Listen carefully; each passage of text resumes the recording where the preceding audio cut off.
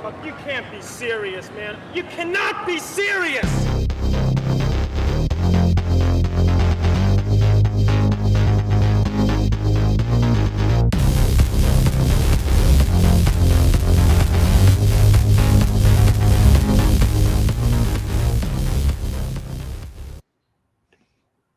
Hey, man, what's up?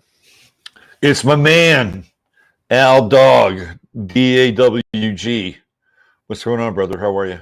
Nothing much, man. Just chilling, ready to get into this sports talk with the legendary Robert Phoenix. I was watching your show last night. It was pretty good, man. Quite an eventful weekend in the world of sports and elsewhere. Yeah, you've got the human sport, right?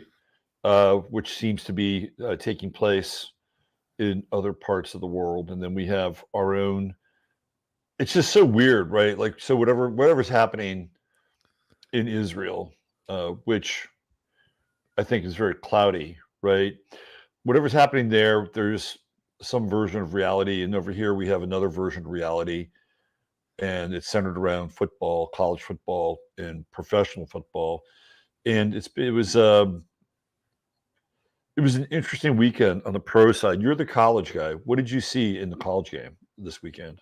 Well, it's interesting that you mentioned that because I feel like you and I are sort of a microcosm for the country in terms of football fans because there's a split. People are either NFL or they're college, and there's not that much crossover because people got either Saturdays or Sundays. I Right. personally choose Saturdays while you choose Sundays. I prefer the college football product while you prefer the pro product. And, it's just like we're sort of symbolic of where the country is at in regards to football content. Well, it was quite an interesting weekend. I think whatever's going on in Israel and Palestine was really a distraction from the Texas-Oklahoma game. That was incredible. Yeah, boy. Incredible. I mean, Texas was one of my national championship picks, them and Notre Dame. Notre Dame's done. They got 2 losses. Texas still has a chance with 1 loss, but Oklahoma is looking fantastic, undefeated. And if they win out, they'll probably be in the playoffs. My futures pick with Texas, not looking as good as it did 2 weeks ago, but I still have hope. But, it's interesting, man. I had a few funny thoughts in regards to sort of the world geopolitical games in reference or in correlation or in correspondence rather with, the football games we love to watch. And it was a couple weeks ago that the New York Jets, they had Ukraine flags on the back of their helmets. Right.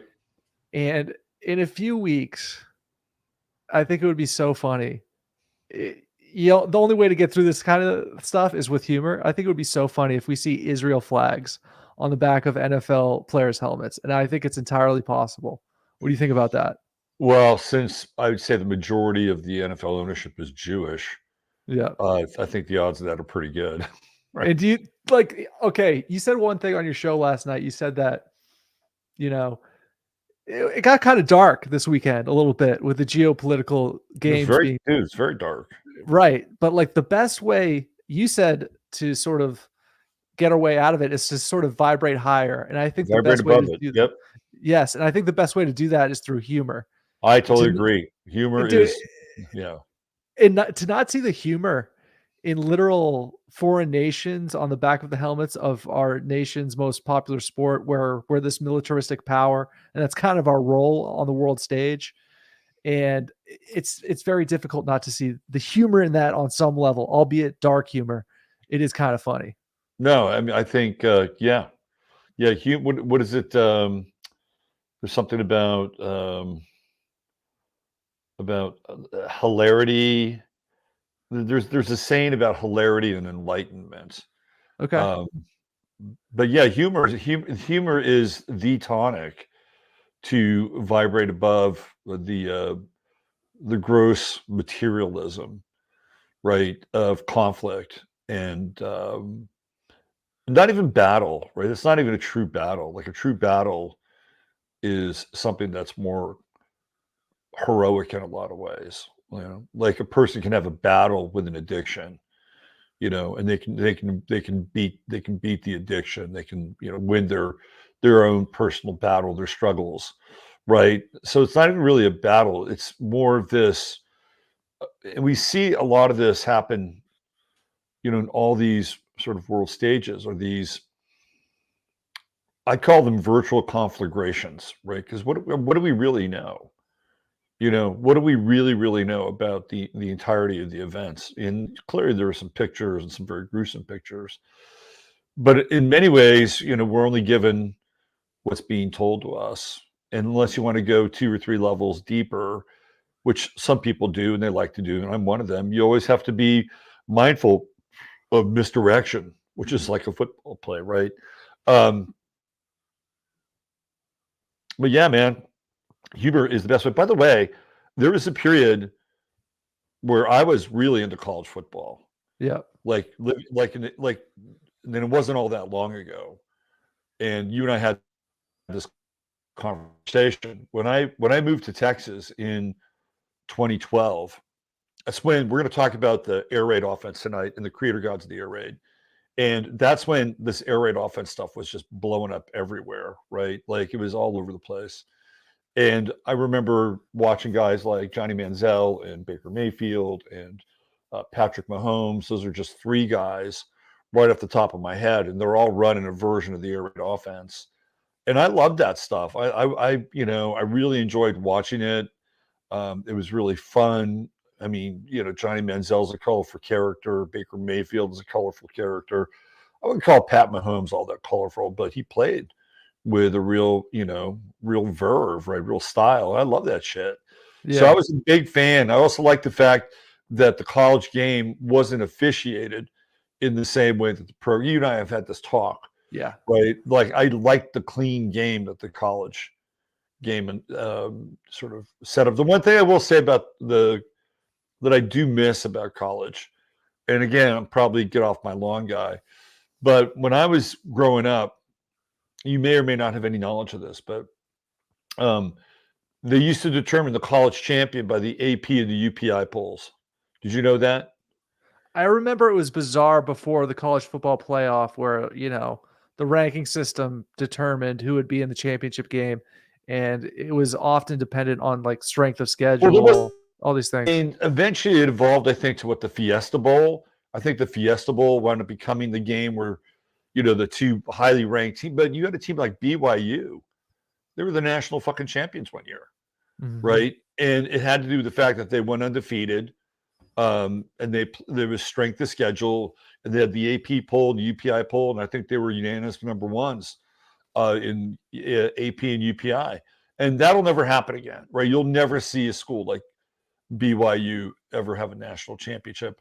And the thing about those polls that I actually enjoyed is that you could argue about it, right? Like it brought up conversation, and people could debate about it, and and then this is what we do in general. We bring things up and we take them apart, put them back together again, and we have strong opinions about it. And I think that the UPI and the AP polls really brought out those strong opinions.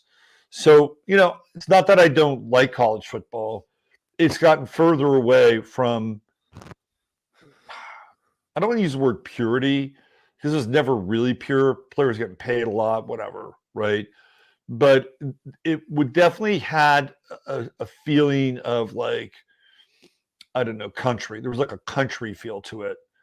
It wasn't completely like glossed up yet. It wasn't completely like packaged and marketed. And you have this excess with NIL and the transfer portal, and we've talked about this before. And I just feel like the margin between the pro game and the college game is getting thinner and thinner and thinner. And it'll be interesting to see where it goes. But I really enjoyed the hell out of watching those Southwest Conference games when I got here. They were really, I remember the first time, and maybe this would be a good segue into our conversation. Oh, by the way, remember when you and I were talking about Texas, and I said, I don't trust Sark. Right. Like, remember that? It's Yes. true. I just don't trust Steve Sarkisian to win big games. Uh-huh. He doesn't have it in his portfolio. He doesn't have it in his background. Right. And that was a huge game for them because it was a rival, right? And then it came down. I mean, the way that Oklahoma drove the ball down the field at the end of the game, it was just like, here, come on down and Right. score, right? I mean, they couldn't even keep him from kicking a freaking field goal, Yeah. right? At least sending it into overtime where they might have a shot. They could not even stop him on that final drive. But I knew Sark was he just doesn't win the big game. But There's something soft about Sark. There's something soft about him. And honestly, I like Quinn Ewers as a quarterback, but when I looked into his eyes during that game, he gets this kind of scared, like, I'm just going to throw it look. I think he's a great quarterback, but it's like he doesn't have the eye of the tiger. I don't see it in him, and it bothers me sometimes. Meanwhile, that Oklahoma quarterback, he won that game for them. Whenever they needed that first down, he got it for them. He did it through his own will, and that kid played incredible. And he's sort of a prototypical example of what we're going to talk about because he plays with Bob Stoops' son, who is one of his wide receivers. And Bob Stoops, as I read in that article, he's a child of the air raid offense, which I love too, man. I absolutely love it. It's crazy to, I mean, we'll get into it. There's a few more points I want to make about this past week of college football, but as a former quarterback, I love it. Just, I was just thinking, I'm a Virgo, right? Vertical, go. I want to fucking air it out every play. I want to throw it long every play if I can. That was my attitude. So I played under a few different offenses. I ran the wishbone. I ran the Air Force style. What is it? Triple option. Ran that. Triple option, yeah. Did some spread, and aired it out. And I got to say, I love the spread, and I think that the air raid offense has made the game more entertaining. It has sort of basketball-ified the game a little bit. In terms of you're getting athletes on the field, go out and get it, make a play. You know what I mean? It is it's wild to look back on the highlights of, the 80s, 70s. You got these monster shoulder pads and these guys just playing a different game where it's about the running game, who is bigger and who is stronger, who can grind it out, a battle of attrition, a battle of just who's bigger, stronger, and tougher. You know? Yeah, no, and it's true. It's wild to watch because now it's the game has changed, and not just on the collegiate level or on the pro level. As a societal level, it has changed because it's become more expansive in the sense that there are so many youth flag football leagues nowadays, and that's because of the air raid. You know what I mean? It's because of the spread offense. It's because the game has changed and it's become more accessible in a sense.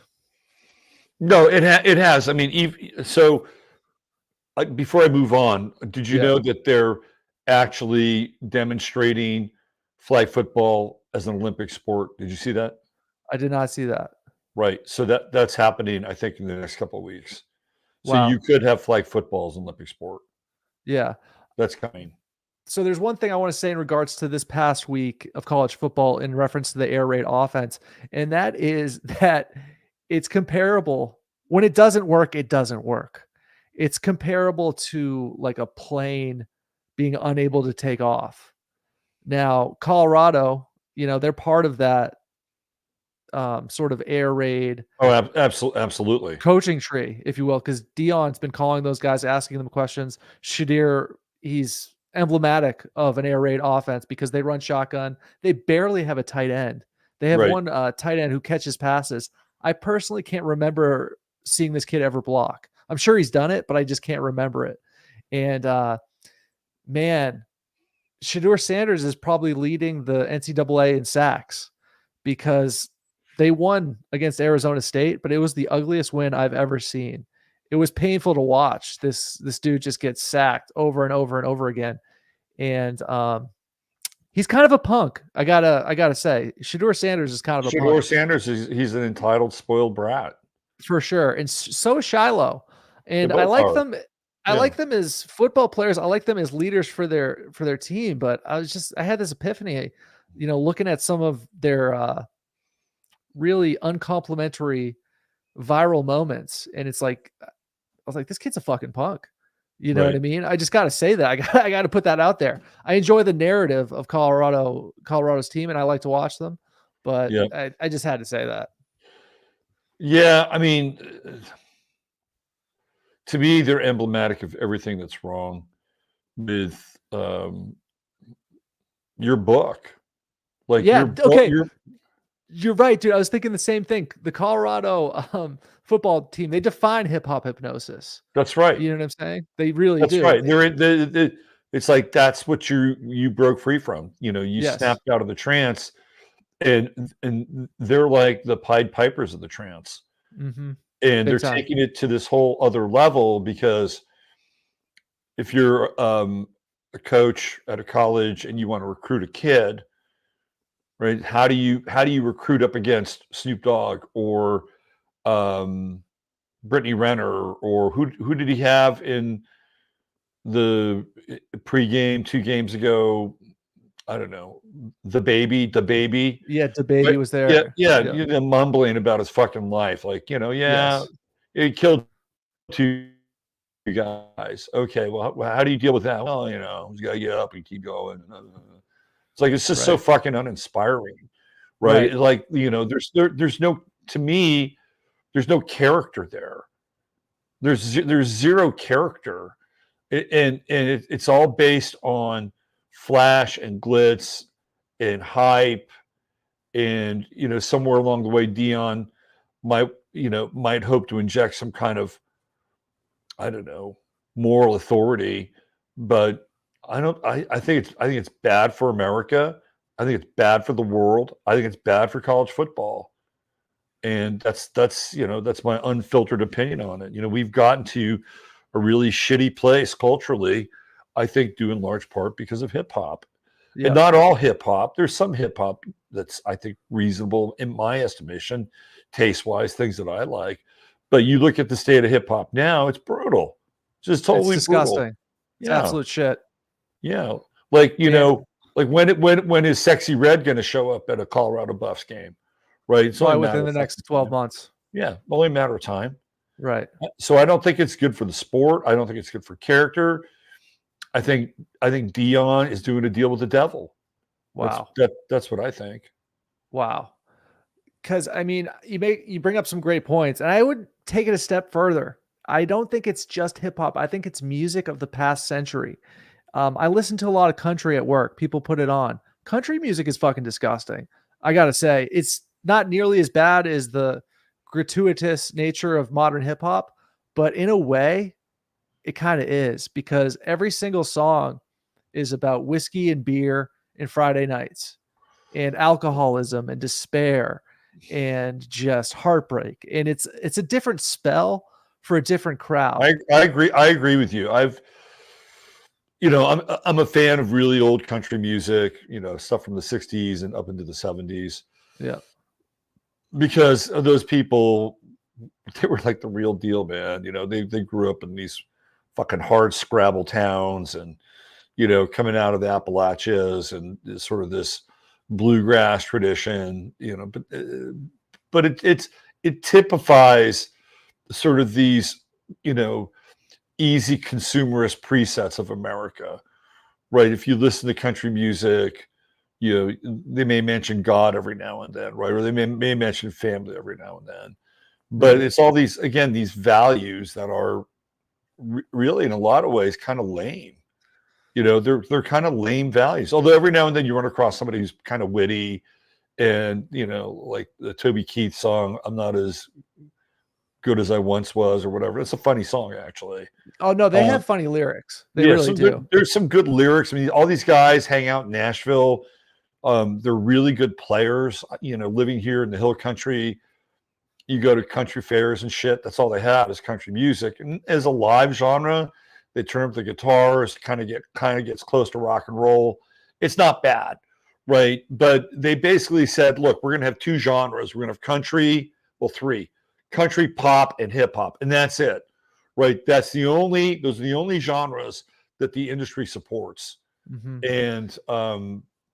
And when you just get 3 genres of really watered down formulaic music, you're never gonna get anything that's going to cause people to really think or really feel or really question what's going on. It's all pretty much consumerist pap. So I think you're right on that.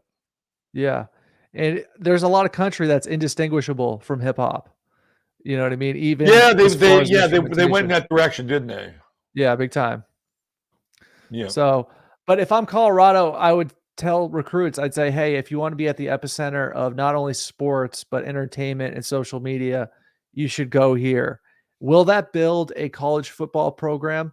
I think it will for 2 years. And I think it'll plummet downward when Dion leaves. That's what I think. And I don't think he's really an X's and O's coach. I think he is a recruiter and a motivational speaker. I think he's very, very honest, man. He's very candid he had a suicide attempt that he talks about pretty openly. And I like the fact that he doesn't drink, he doesn't smoke personally. He probably has some other vices, but I have a hard time disliking Dion just because I am entertained, but I see it being a 2 to 3 year thing. And then I think that it'll be over because with college football, oftentimes these big time programs are reflective of the high school football that's going on around them. Right. And Colorado, I'm sure they play some pretty good high school football, but I don't think that the perennial powers are threatened by this flash in a pan of Leo egoistic leadership. I think it'll be brief. Well, Dion's track record, even when he was a player, we've talked about this before. He's kind of a gypsy, right? Like he has his initial run with the Falcons. I think it might last about 5 years. And then he jumped ship and he plays for the Niners for a year. Then he plays with the Cowboys for about 3 years. And eventually he winds up, I think, in Baltimore after that. And then finally he ends his career as a Washington Redskin or vice versa. I kind of lose track of him, right? And then on the baseball path, he starts off with the Yankees. He goes to the Reds. He goes to the Giants. And he goes to the Braves, right? So he has a past where he moves around a lot. Like he doesn't stay in one place for more than 5 years, right? That's his track record. I'd be very surprised if he, what do you think his record is going to be this year? But by the end of the season, what do you think it's going to be? I looked at their schedule. They're 4-2 right now. It's quite possible. I think they're going to win Friday against Stanford. I think they're going to end the season with 6 wins because they got a tough schedule. What does that make them? 6-6 or what? 6-7? I think it's. I want to say 6-5, but So they play more than 11 games. If they win 6 games, yeah, they'll go to a bowl game, which right. they need to do in order for him to keep the recruiting push going. 6-6. They play 12 regular season games. Okay, so if they go 6-6, they can go to a bowl game. Right. And I guarantee you, they will get a bowl that's bigger than their record. Mm-hmm. They won't play like the Sun Microsystems Bowl or whatever. Yeah.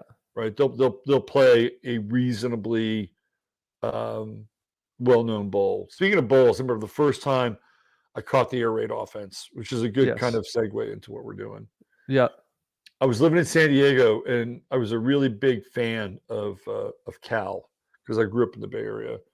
And this was the Cal team that was pretty fucking loaded. They had Aaron Rodgers. They had Marshawn Lynch. I think they had J.J. Arrington. Like they were really, really loaded. And Jeff Tedford coached a version of the West Coast offense that he learned from the head coach at Fresno, Pat. I forget his last name now. I'll remember it. But he was part of that West Coast thing, right? 2, running back, fullback, 2 wide receivers, tight end. Maybe you go 3, and then you take the fullback out if you wanted to go 3 wide. Aaron Rodgers was the quarterback, got him under center, and they were playing Texas Tech. Man, they're going to blow these fuckers out. No. Texas Tech ran them all over the fucking field, right? This was at the Holiday Bowl in San Diego. And I'm like, who are these guys? Right? It was just like, how are they able to do this? Because they had their Cal had no answers for them. And I thought, okay, this is going to be a really interesting coach and system to watch out for. So before we go into the air raid offense, there's some other like kind of seminal figures that are kind of part of this conversation, right? And one of them is this guy named Mouse Davis. And Mouse Davis was a coach at Portland State University, and he developed the run and shoot, which is kind of a precursor to the air raid. And he had one of his own, like there was a guy that played quarterback for him at Portland State, a guy by the name of June Jones. And then June Jones took the run and shoot, modified it, brought it to the pros. He was a coach in the pros. Both he and Mouse Davis coached in the pros. June Jones was a head coach. I think he coached for the Falcons. And then he goes to Hawaii, right? And your boy, Colt Brennan, played for him. Let's go, Colt. Right? And he set all those records with June Jones and that version of the offense. Wow. And then Timmy Chang came along and fucking broke all those records, right? And so this thing has been in the works for a while. But let me see if I can go to that ESPN story that I sent to you so that people can get a... Yeah. If people could get a brief synopsis, because I read this article twice because I loved it. And to me, what's at the heart of the air raid offense development is the uniquely American spirit of innovation. It was like reading about a tech startup or something, and they make it to the Fortune 500 or something. It's these guys, this ragtag group that's got a new idea, and they're just like at the poker table of life, bluffing and putting it all in order to make it work. Yep. And it's fucking awesome. Yeah. And not only that, but there's, might have to go into, let's see, where are we? Where are you? I think you're here. Do you want to read the whole thing or just kind of? No, I'm just trying to find it on ESPN and their search is sucking. Yeah. But the other thing that, hold on a second. Let me do this ESPN. Let's try to go in the back door. The other thing too is that this gets into the what you were talking about in terms of tech. It's open source, right? All these guys help each other. They all help each other. It's not like somebody is, well, I've got the secret ingredients and you're not going to have them, right? They're all open source. They're coaching these clinics. They all hang out with each other. It's kind of like this community. And when you see this kind of thing that we have here with Hal Mumme and Mike Leach, the gods of the air raid, you'll understand why. It's in their charts. Mm-hmm. And you haven't seen them yet, but when I pop them open here, you'll understand it. So let's go to the article. I highly recommend people, if you're really into sports, it's really well written.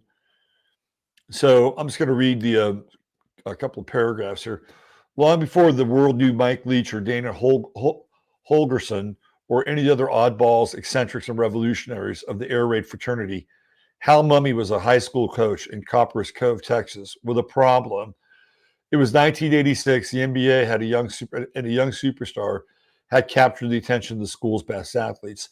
So basketball is starting to become a magnet and move the kids out of football, right? Which is kind of interesting sociologically. Also, there's bigger money to be made in basketball, at least initially. Even Mumme's own son came home from school one day and announced he wanted to be Michael Jordan. This was Texas, and most coaches still romanticize the notion that football had to be torture for it to be worthwhile. There was a machismo to the running game, ramming head on into each other and surviving battles of attrition. When defense is built around big physical players meant to win those battles. My generation's football coaches fought in World War II, Mumme said, and they were pretty damn determined to make us relive it every day in practice. So Mumme, who had already gone from being the nation's youngest coordinator at UTEP at 27, was now 31, looking to reboot his career after the minors, whole staff had been fired, and he had a wild idea. What if he made football fun? What if he actually used the entire field? And so the beginning of the air raid was born 67 miles from Austin, where just 10 years before, Texas coach Darrell Royal was running the wishbone and repeating the maxim, three things can happen whenever you throw the football, and 2 of them are bad. But Mumme, who idolized Royal, realized that the same thing that made the wishbone work, spreading the ball in space to skilled athletes, might work even better as a passing offense.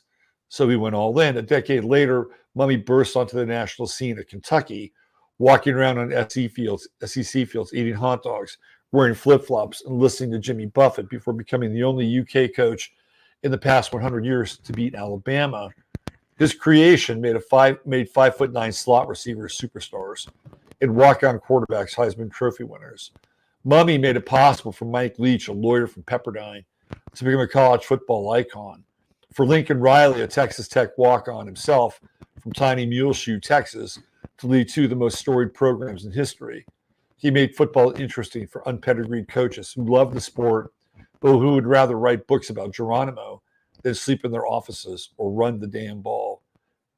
The air raid is not an offense, TCU coach Sonny Dykes said. The air raid is a way of life. It's a mentality, Riley said, more than a collection of plays. So it's really interesting. I'm going to keep going through this a little bit. And, Mike Leach passed away, of course. Talks about Tim Couch, Kyler Murray, Caleb Williams, all air raid quarterbacks. Then it gets to the Dustin Dewald, who was the guy that Hal Mumme R&D'd this whole thing on, right? He was at some small college because he played for him in high school. And he's like, you want to do this again? I guess it was at Stephen F. Austin, Tarleton State. Where is he? I think he's at Tarleton State. Copperas Cove is the college, my bad. So this is where it all takes off, right? And one of the things that Mumme got into, this is where we can really see the chart. Well, it might have appeared the gaudy numbers were because of an intricate playbook. It was actually the opposite. There was no playbook at all. The philosophy was making things as bare bones as possible. Don't practice plays you won't call in a game. Don't call plays in a game you don't practice. Don't throw to a covered receiver, and don't pass up an open one. Here's Lavelle Edwards. I was going to bring him up. The plays came from Lavelle Edwards at BYU. So you had guys like Ty Detmer and Steve Young and Jim McMahon, Gifford Nielsen. All those guys were in this wide open offense at BYU. They're able to throw tons of points on the board. With Mumme saying he'd watched every offensive snap of Edwards' career. He picked his favorites, 4 passing and 2 rushing. That seemed to always work. His practice drills, the real backbone of the air raid, according to his coaches, were all about details of that limited set, and were all based on Bill Walsh's 49ers practices.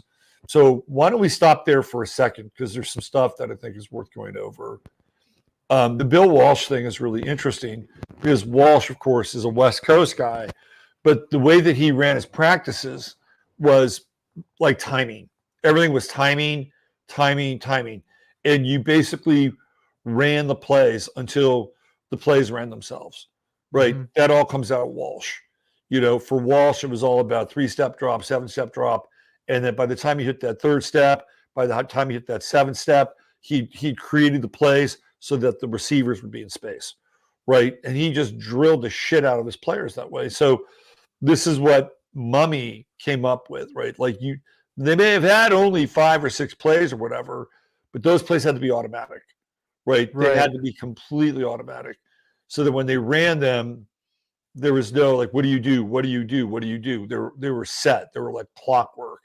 Right. So the other point is distilling it down to its most essential nature, right? The refinement of the 5 or 6 plays. So what I want to do is I want to bring in Hal Mumme's astrological chart. Yeah. Because and here's the parallel, man, because with this offense, right, it's so important to bring up the fact that it started out small, but now about 80% of teams in college football are running this. Okay. Like a lot of high school programs are running this. I personally ran something like this for about a year or two. Right. And so oftentimes those 5 or 6 plays, or maybe 1 or 2 plays, are the same play, but they have different options within that play. For Right. example, the running play, they all have what's called the option, where it's like the running back goes across the quarterback, and the quarterback has the option to give him the ball or keep it, depending on what the defensive end does. And he reads that. That's his read. And so it's like there's 5 or 6 plays, but it could be really 25 plays because there's, 5 different variations of each of those 5 plays. But I got to say, man, just like how they innovated college football with this offense, right? Football really with this offense. I think you and I are innovating sports talk radio because nobody else is doing this. Nobody else is drawing the parallel between the astrological chart and this guy's life. And you're about to do it here live on Sirius Sports. Yeah, thanks for bringing that up. I mean, we're definitely ahead of the curve in doing some early adoption, and who knows, maybe people will pick up on it and see what we're doing here, because I think it's a really interesting bridge between things that men talk about, right? This, and not just men, women talk about it too, but like sports culture and athletics. And the thing about, and we talked about this last week with Gracie, who was awesome. And the thing about sports is that you can see astrology being played out in real time, right? Like just that comment where he said, I'm just going to take the 5 or 6, plays that Edwards had that spoke to him. That's a total Aries thing, right? Aries wants things simple. Aries does not want things to be complex. If you ever are in the company of an Aries and you're telling them a story, if it takes you longer than 30 seconds to tell that story, they'll tell you to get to it, right? They will tell you, hey, is there a point to this? Can you get to it? That's Aries. They don't have a lot of frills about them, right? So he's distilling everything with his Aries sun, and he just wants action, right? This is all he wants. I just want action. I want this thing to move. But he also has Ceres and Mercury and Jupiter, and even Mercury retrograde, I think, is interesting here, because he had to go back and look at like some of these college coaches like Bear Bryant and Darrell Royal, and he's looking back and like, you know what? There might be something workable here, but let's elevate it. Let's put it into space versus put it on the ground.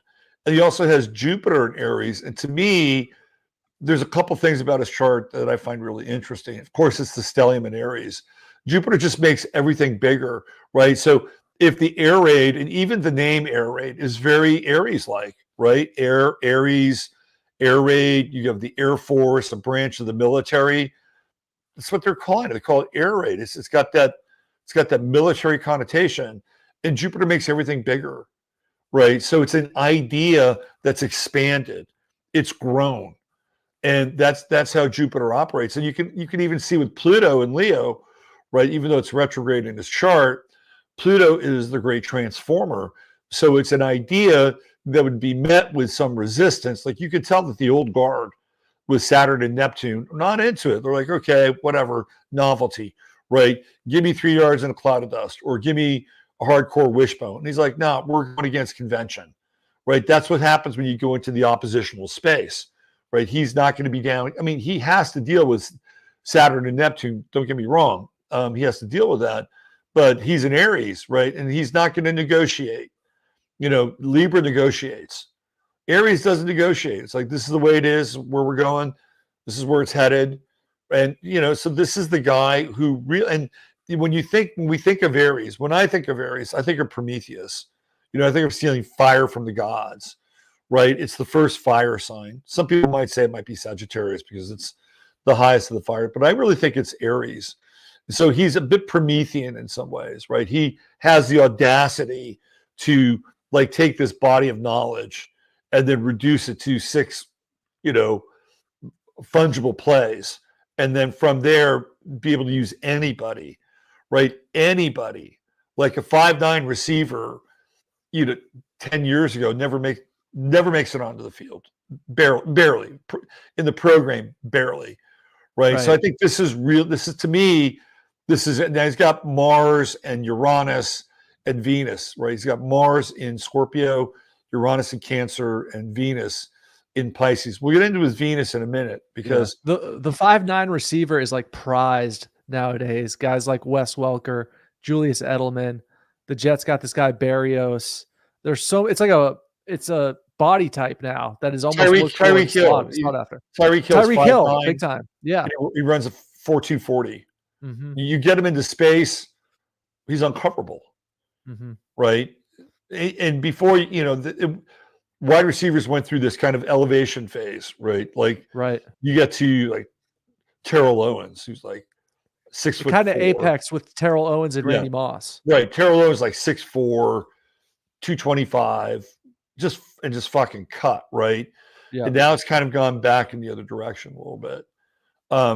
But he's got this grand trine. He's got Mars and Scorpio. So this dude Scorpio as a sign has a lot of magic associated with it. So Hal Mumme's kind of a wizard in some ways. And he's got that Mars trine with Uranus, which makes him really innovative, like super innovative, because that's what Uranus does. Uranus, now I just use a 12 noon chart for him. So I don't think Uranus is on his ascendant, but based on that article, it might be. He's got a little bit of a rebel in him, right? He's kind of radical in some ways. So it's a really, really interesting chart. And the other thing that really stuck out to me with this chart is his true node, which is a 29 Aquarius. So he has this mission, and you were talking about how it feels like a startup in some ways. And Silicon Valley is really Aquarian. It's a very Aquarian kind of world. And it comes out of like, startup groups, startup teams, incubators. Those are all very Aquarian ideas, right? Well, so would you say the air raid is Aquarian? Absolutely. Yeah. It's totally Aquarian because it's breaking rules, right?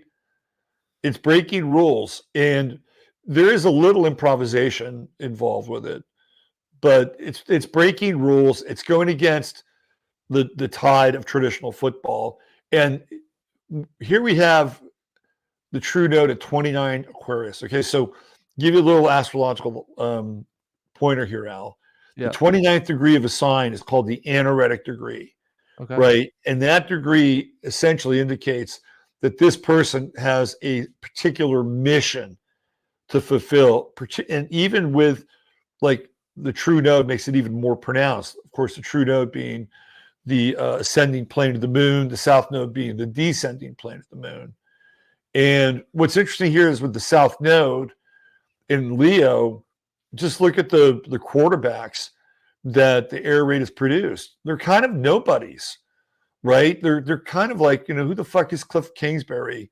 Who was Sonny Dykes, right? Who are these people? And none of them really went on to really great acclaim in the pros. Graham Harrell set all kinds of records at UTEP. Nice college quarterback, but that's about it, right? So your typical Leo quarterbacks are guys like John Elway or Dan Marino. They're big, Ben Roethlisberger, kind of larger than life, right? That would be a Leo quarterback. Tom Brady's a Leo. Well, Dan Marino's a Virgo. I know that. Virgo. He's a Virgo, but you know what I mean, right? Yeah. He's iconic, right? Right. He's big. He's got the fast wrist release, right? So, but instead, right, all these other guys are kind of like the everyman. He picked up the guy from the fucking golf team, and the guy winds up throwing for, I don't know, 2,500 yards in a season, 50 touchdowns.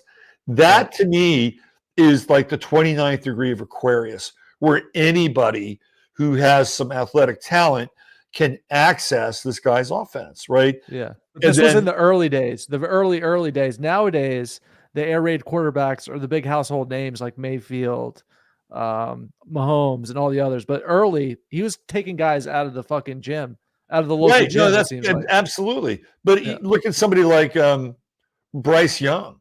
Yeah. Bryce Young is not your prototypical quarterback. He looks like he's about 15 years old.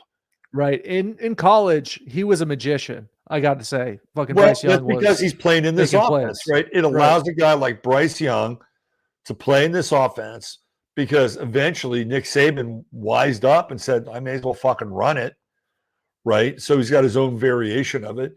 But again, you go back 30 years ago, Bryce Young is playing safety in the Canadian Football League. Trust me. Okay, yeah. Right? That to me is the true node in Aquarius. And it wound up making the quarterback position more accessible, right? And here's the other side of this, is that when you go into like Kyle Shanahan's playbook is very dense, and the play calls are really long strings. So in order for a person to really understand and master Shanahan's offense, you got to know the playbook, right? In the air raid offense, you don't need that.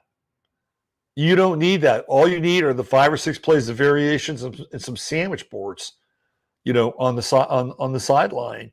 So the other thing that this has done is that it's opened up the quarterback position for somebody who may not score as high on the whatchamacallit test. The Wizenhunt, I think it's called.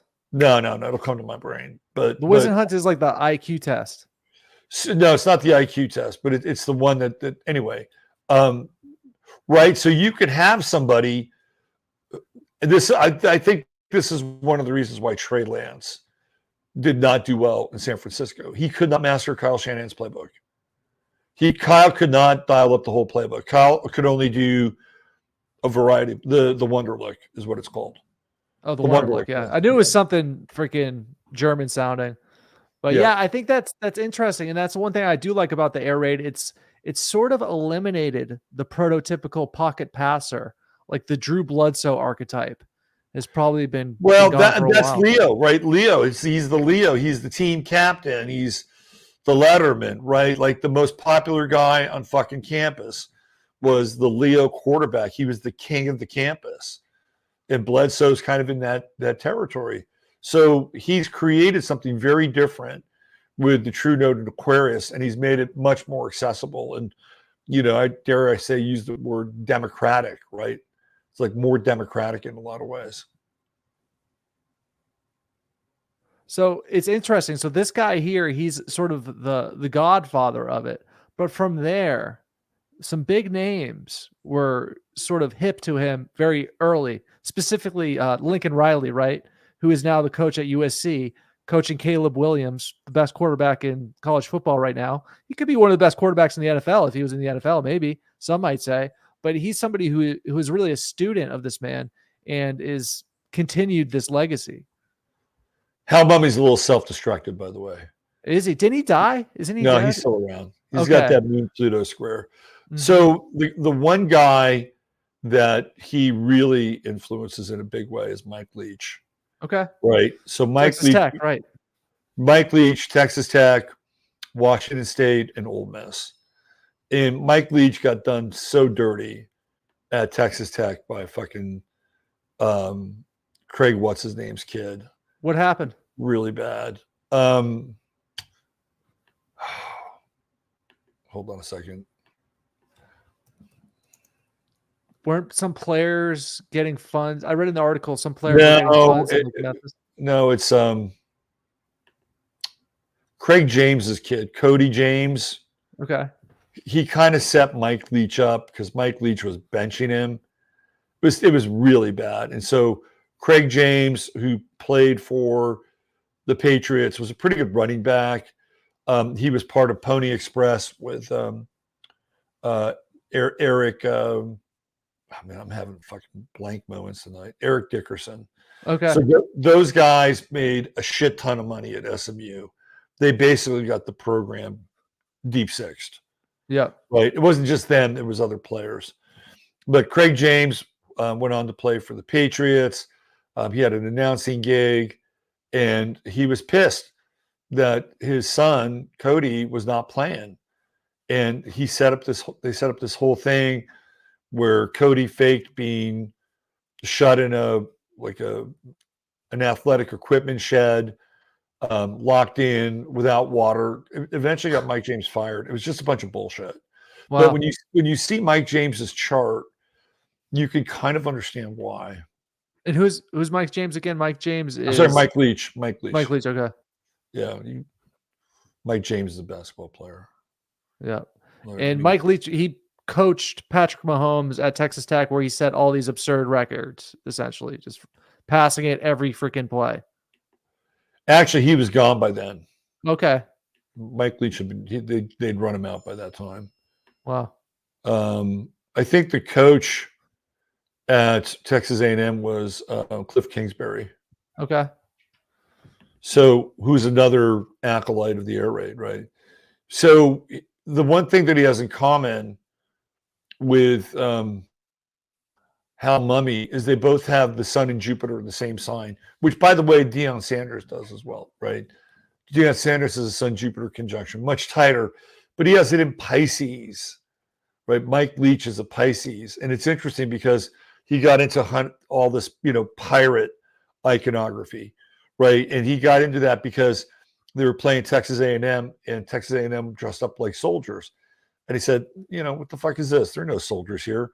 We can be anything we want. We'll be pirates, right? So that whole kind of pirate lore came out of that moment. And so he really ran with it. But being a Pisces, it would make total sense for him to play with it. However, the whole thing with Craig James and his son sets him up to be a scapegoat. And that's kind of what happens with Pisces. They're very scapegoaty.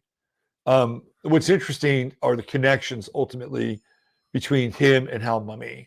So let me bring them up because they're really fascinating. And then Bob Stoops kind of mainstreams the air raid with his big program of Oklahoma. That's right. He takes it to Oklahoma and just adds blue chip recruits and big alumni money and creates a freaking dynasty, right? Right. And then fast forward, Kyler Murray, Baker Mayfield. Right. Just two Heisman Trophy winners, I think, that are both air raid quarterbacks. Not prototypical pocket passers by any means. I think Baker probably hangs in a little bit better than Kyler Murray. Right. Kyler wants to run more than Baker does. Kyler Murray should have played baseball, by the way. Seems that way. So here we go, right? So in the inside, we have this is Hal Mumme. And these two guys were inseparable, right? We have a Venus-Sun conjunction. So clearly he's got, something to share, right? They're buddies. They are inseparable, these guys. Like they're Batman and Robin with Sun-Venus conjunction. Not only that, but here's that true node in Aquarius, and whose Mercury is right there to just sop it up? It's Mike Leach. Mike Leach absorbed everything from Hal Mumme, right? So Mercury here in this really tight conjunction. And Mike Leach is going to translate this and then broadcast it to the world. And he's going to have his own, coaching tree, which is more like I don't know. It's not really a coaching tree. It's more like a fungal farm because there's so many of them. They're just popping up everywhere, right? So these are really interesting aspects to have. The true node conjunction with Mercury. And then even here, right, his Venus is in Aquarius. And then Hal Mumme has his Juno conjunct his Venus. And really Hal Mumme gave Mike Leach a new opportunity in his life, right? Like Mike Leach never played football. A lot of people don't know this. He never played football. Wow. I think there's one other coach in Division I college football who never played football. He never played football. Wow. So he gave him a new opportunity because all Mike Leach had to do was study the system. And if you were systems oriented, you could pick it up. Like, our guy Shiva could probably pick up the air raid offense. Wow. He could probably coach it, right? He probably could. Dr. Shiva would be an incredible offensive coordinator. He would could he? figure it out. He'd be unreal. He'd be scary. So these aspects alone, are so tight and hardwired into their personal relationship that they really are like the creator gods of this offense, right? And what Leach adds to it is this kind of Piscean spirit. When you go into that story, Mike Leach would just stay up late at night and eat pizza and drink beer, and they'd have to kick him out of people's rooms where they were watching film and video and stuff. Like Mike Leach is like Bacchus. That's who he is. Like, that's his spirit. He's Bacchus. And you can see that with the Jupiter and Sun conjunction. And, it's unfortunate because I think Mike Leach, I think he got zapped, right? He got zapped. And I think he could have lived longer, and he could have coached longer. It's really unfortunate, but these are choices that people make. What do you mean got zapped? What do you mean by that? Zapped? He got pricked. He got the jib jab juice. Oh wow, okay. Yeah. Anyway, that's my theory. But these guys live the life, right? The whole Jimmy Buffett thing. I'm not a huge Jimmy Buffett fan, but it's pretty prototypical boomer, right? He's eating hot dogs. He's got his flip flops on. He's listening to Jimmy Buffett. He's very much. Hal Mumme is more of a boomer than Mike Leach is. Okay. Because Hal Mumme is born in 1952, and that's kind of those are peak boomer years. Those early to mid 50s, right? Those are peak. By the time Mike Leach comes around, he's almost like borderline Gen X, believe it or not. Okay. You helped me conceptualize the boomers with the Jupiter and Leo, right? Once I heard that, things started to make sense for me. Yeah, Pluto and Leo.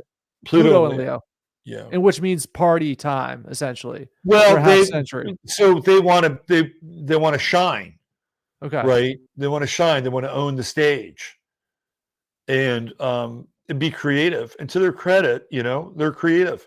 I mean, look at Hal Mumme. He made it, he created an entire offense.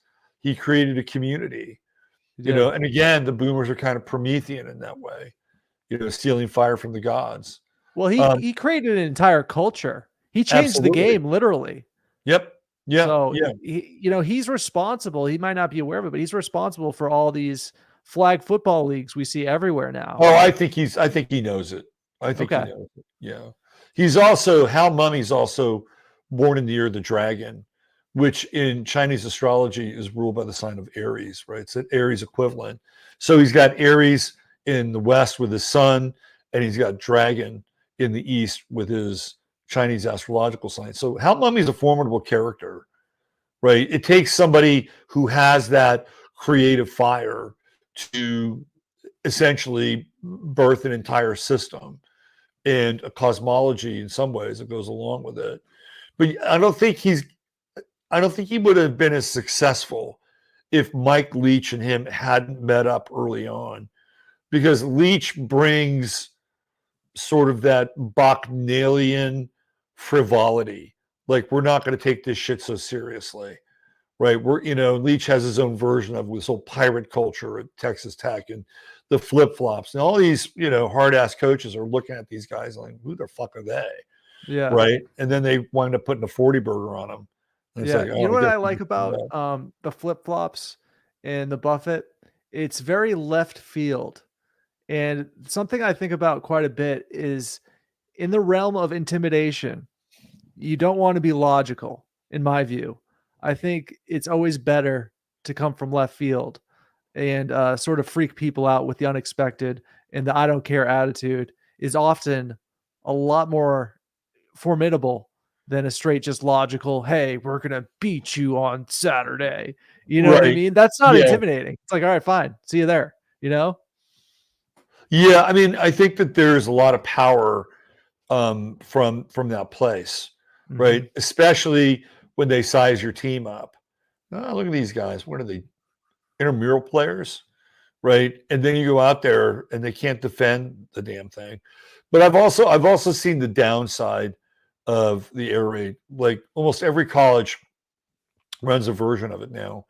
And was watching Arkansas 2 weeks ago, and they were terrible. Like I said, man, it's like a plane. When it doesn't work, it's like a plane that isn't taking off. Yeah. It's just painful to watch it not work. I mean, and what I also think can be frustrating to watch about it. It's like you're on the goal line and you're in shotgun. I mean, can you just fucking run the ball? Like, can we bring back the I formation a little bit, maybe once in a while, to just run some basic plays? If I'm Nobody would rooting know. for my Nobody team, would know how to do it in practice, though.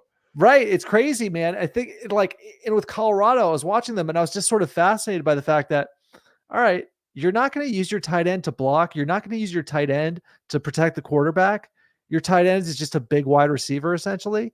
And it's like, man, I think there needs to be a balance to it personally. That would be my strategy. I would have these spread formations, but I would also have your basic, straightforward power football, because power football is not the best to watch, but man, you need to have it once in a while.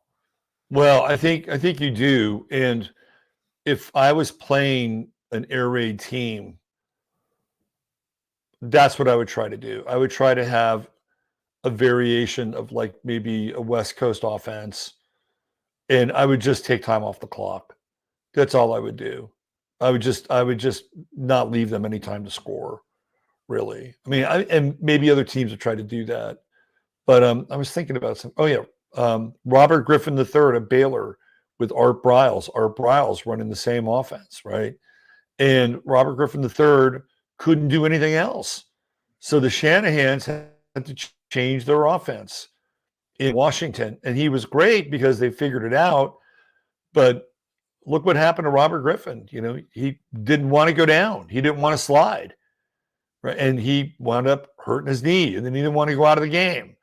And the Shanahans have really taken a lot of heat, thinking that they injured Robert Griffin III on purpose. And even to this day, Robert Griffin thinks that. I don't believe that. I don't believe that. I don't believe that either. But that's the offense they were running. And his first year in Washington, when they ran that offense, because he couldn't run any other offense, they had to install it for him. He was so great with that offense that it was dominating. And even through part of that second year until he hurt his knee, he was really great. But yeah, he was great. But what I remember about RG3 is he couldn't take a hit. He he was too proud. He ran. Well, that's exactly what we're talking about. He's nuts. Yeah, he ran straight up, and people just teed off on him. Right. You can't do that. Mm-hmm. You just can't do that. So, kind of closing this chapter on Mike Leach and Hal Mumme, I think it's clear that Hal Mumme is the guy that creates everything. But Mike Leach is an important aspect to it because he and Mumme create the culture together, right? And it's Mike Leach's kind of Bacchanalian spirit that, makes it really fun for Hal Mumme, and then it makes it fun for all these other people. And the great thing about it is they've gone to Europe and taught it. I mean, this whole thing is like an open source community. This is like the Linux of football systems in a lot of ways, right? And it's that true node in Aquarius. And Mike Leach had that Mercury, and he had the antenna to just dial it in and get it, right? That's what Mercury is. It's like the antenna. And they had a really nice Mars Neptune. I bet you these guys fucking tied one on like quite a bit. What does that mean? They got wasted. They got drunk. Okay. I mean, I bet you these guys partied their ass off, but they were also really creative. Like they had fun. Yeah. They had a good time. I mean, there's some other things in the chart that, that are like the Saturn-Pluto opposition. And I would assume that when Mike Leach passed away, it really hit Hal Mumme with that Saturn-Pluto opposition. Like I think it really, really hit him in a deep place because they were really good buddies, but they were also connected, right? They were very, very connected in what they were doing together or what they did together. So there you go. The gods of the air raid, Hal Mumme and Mike Leach. The other thing that I kind of brought up a couple other charts just for shits and giggles. Is our friend Mark here? He's in the audience. Mark, if you want to come in, you can come in. He's got the link. Excellent. So one of the guys that's kind of really pivotal in this. Hey, Mark. Hey, Mark, how you doing, man? Hey, how's it going? Good to see Mark, I was just about to bring up Sid Gillman's chart. And I who is, don't have his birth time. You're familiar with Sid Gillman, right, Mark? Yes. who is Sid Gillman? Was he one of these air raid coaches? Sid Gillman is considered, along with Paul Brown, to be one of the fathers of the modern passing game. How far back does he go, Sid? Well, so Sid Gillman really makes his mark on pro football as one of the first coaches of the Chargers in the AFL. And he was all about going downfield and airing it out, right? So Sid Gillman has a place in this whole pantheon of, coaches that favored the passing attack, the air attack. And Bill Walsh studied with Sid Gillman, which is interesting because I had Walsh's chart here, and Walsh's sun conjunct Sid Gillman's moon in Sagittarius. But with Sid Gillman, you can see with the sun in Scorpio and that trine with Pluto and even Mercury, that he's a transformer, right? He's going to transform the game because that's what Scorpio, that's what they're known for, is their transformational kind of abilities. And he's got that Mars and Gemini. He's another one of these guys that's really restless and goes from team to team to team, coaches a lot of different teams. Mark, what's your take on Sid Gillman? We don't have the birth time here, but what do you think? And again, here's another guy with the Sun Jupiter conjunction, right? So Hal Mumme, Sun Jupiter, super wide, same sign, not conjunct. Mike Leach, Sun Jupiter conjunction. And here we go again, a wide Sun Jupiter stellium here, or wide Sun Jupiter aspect. Interesting. All three coaches share. Mark, what are your thoughts on this? The first thing that jumped out is that Mars and Gemini, so he likes to attack through the air. Wow. I have Mars and Gemini. Love it. Because in the sports astrology, Mars rolls like offense and aggression, like running backs, and I shouldn't say Saturn is offense, but Mars is how you attack the defense. So Mars will usually roll like running backs and wide receivers in football. So when I see that Mars and Gemini, a little bit of a mad scientist, wanting to just air it out, be all over the place, trick plays, that kind of thing, that trickster energy.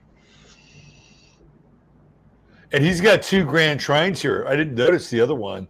He's got that Venus, Uranus, Saturn trine, right? There's a shit ton of coaches that come out of the Sid Gillman tree, including Bill Walsh, Al Davis, just a ton of guys. And I think that's the community part of it, right? So anyway, this is our friend Mark Metheny from Rabbit Hole Astrology, and he was with us a few weeks back, and we're happy to have him back again.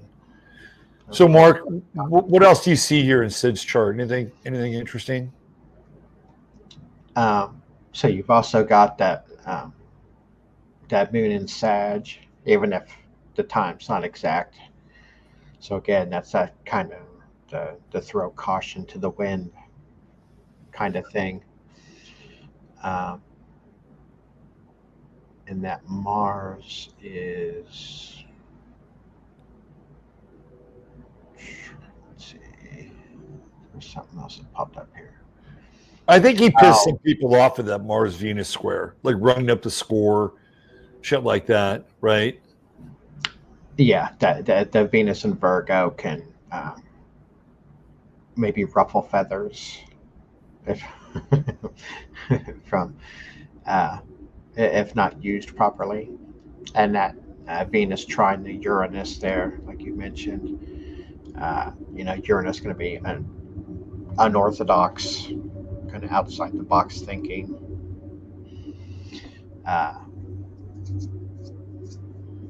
Don Coryell comes out of the whole Sid Gillman tree, right? So all these great passing offenses start with Sid Gillman. He's considered to be the godfather, but it's a traditional offense. It's not like the air raid, but they would do a lot of trick stuff too, a lot of double reverses and, halfback option passes.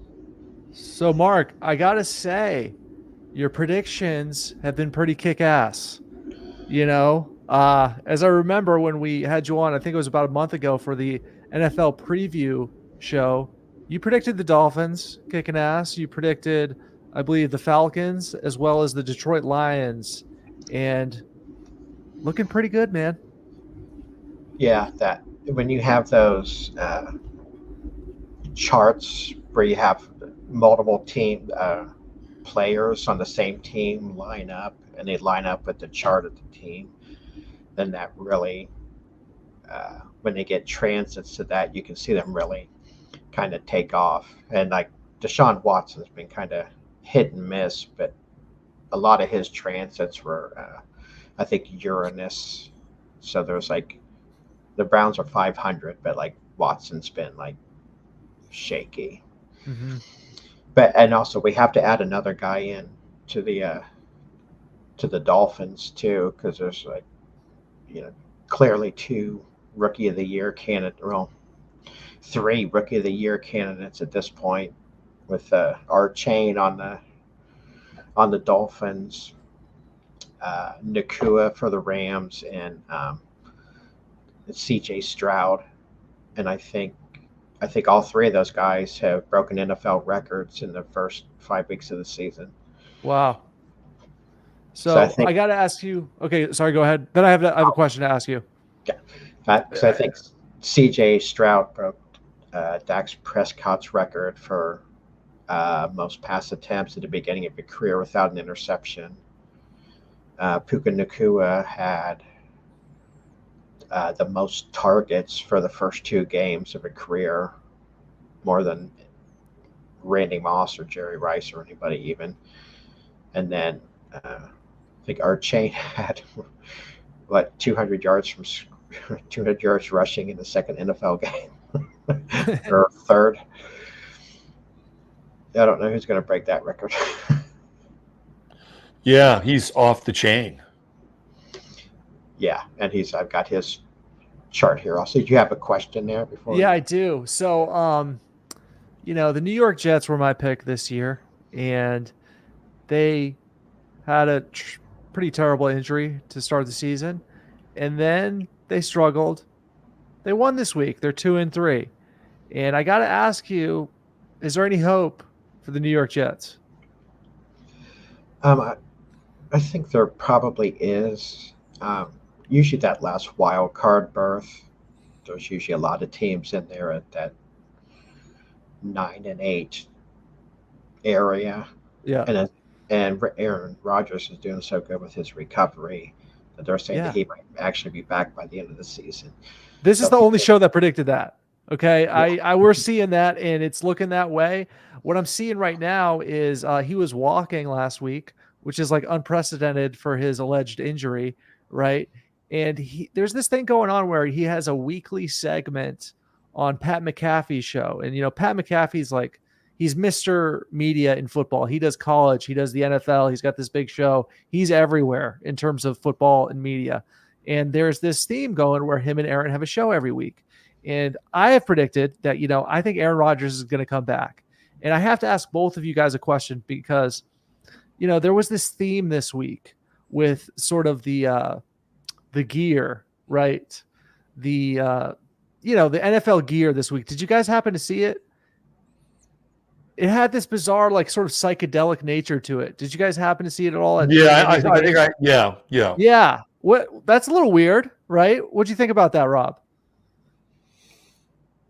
Not much. Yeah, I think they're trying to emulate pop colors. Okay. For Taylor Swift. Like those are like pop colors, super bright, almost like shades of lipstick, right? I think that's what's going on. Okay. Quick question on that. So there's this elevation of Taylor Swift to, godlike status. Do you see any connection with the Swift banking system? Do you think there's anything going on there? Like with Andre Swift and playing on the Eagles, which is where Jason Kelsey plays, and Taylor Swift going out with Travis Kelce, right? So you have the two Swifts that are connected to the Kelce brothers. Is that what you're hinting at right there? No, I know there's some sort of international SWIFT system, Right, but with they're banking. connected. The two Swifts Yeah. are connected to Right. the Kelce brothers. I didn't know that. I didn't know there are the two of them. I just knew about Kelce and Taylor Because Swift. DeAndre Swift plays on the Eagles with Jason Kelce. Okay. Then you have Taylor Swift, who theoretically is having a relationship with Travis Kelce. So you have the two Swifts and the Swift system. I mean, so you brought it up, but that's the other piece of the puzzle, I think. Mm-hmm. Yeah. Mark, can you go there? Oh my God. I will. I'll try and behave myself. You don't have to behave yourself. Do anything you want here. I'm going to do. Can you do the screen share? Do you have the function? What is he trying to pull up? Should A chart? Devin off the chains chart. Oh, Devin off the chain. Outstanding. I don't. We did this before. How do I give him permission again? Which one is it? I don't see the screen share right now. Before it was along the top there. I'm not sure. I'm yet to share a screen. I'm an intro level streamer. I did it before. There should be a permission. Antidote new. Let's see what we got. Camera general. Let's see. We got shift, banner, stream quality, virtual background layouts, guests. Guests must authenticate, no ban guests. Guests see viewer comments and post. Guests can stream to their own destinations. I don't know why, Mark. I don't see the default for having you do a screen share. Would it be present on the Well, bottom it is. here? Yeah. Well, there's present, and then you've got slides, extra camera.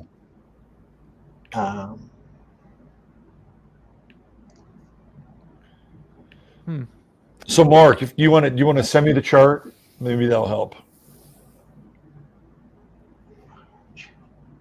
I found the screen share thing, but it doesn't do anything. So, Screen share is so why don't you send me the chart in our text message that we use? I do not have a way to do that Okay. because all my stuff's on my desktop. All right. So So it looks like Rob will be the chart guy. If anybody is to pull up a chart, it's going to be Rob, because we've been pulling up charts all night. And I think do you have his birth time? I do not. I just have the noon time. Well, let's just do it. Let's just do one. I'll Go for pull it it up here.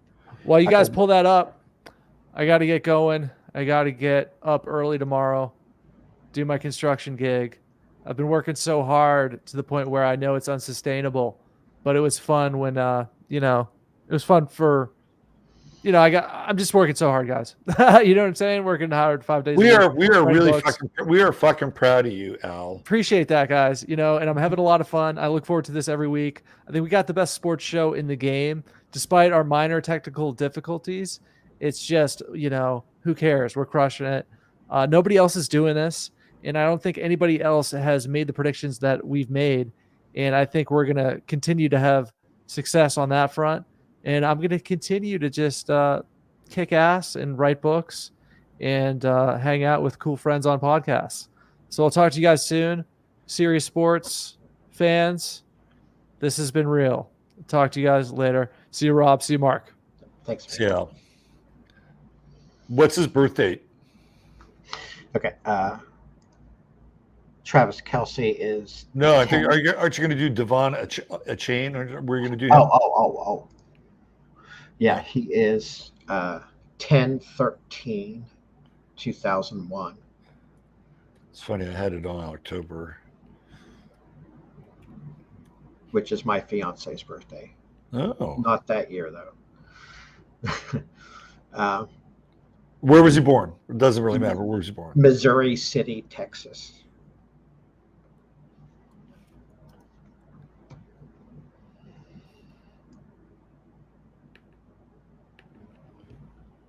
I know where that is. It's down by Houston. We played them one time in a Little League game. Well, wasn't Little League. It was travel team.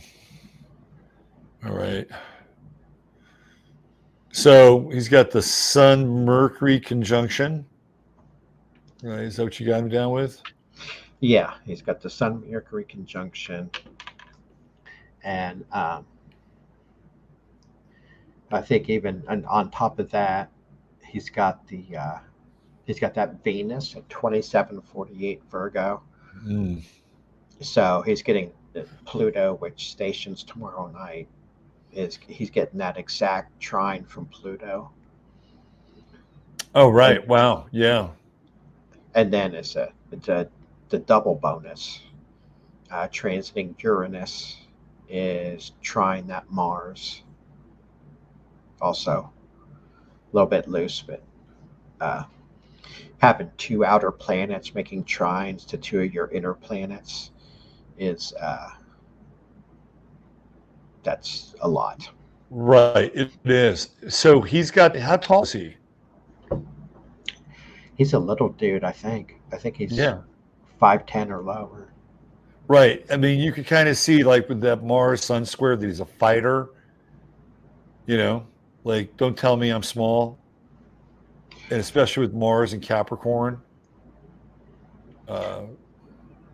Yeah, because my initial thought was like, what are they doing? What are the Dolphins doing? They've already got Mostert, and they had Miles Gaskin, Right. and they had Salvin Ahmed, and they had Jeff Wilson. And I'm like, how many running backs are you going to throw out there?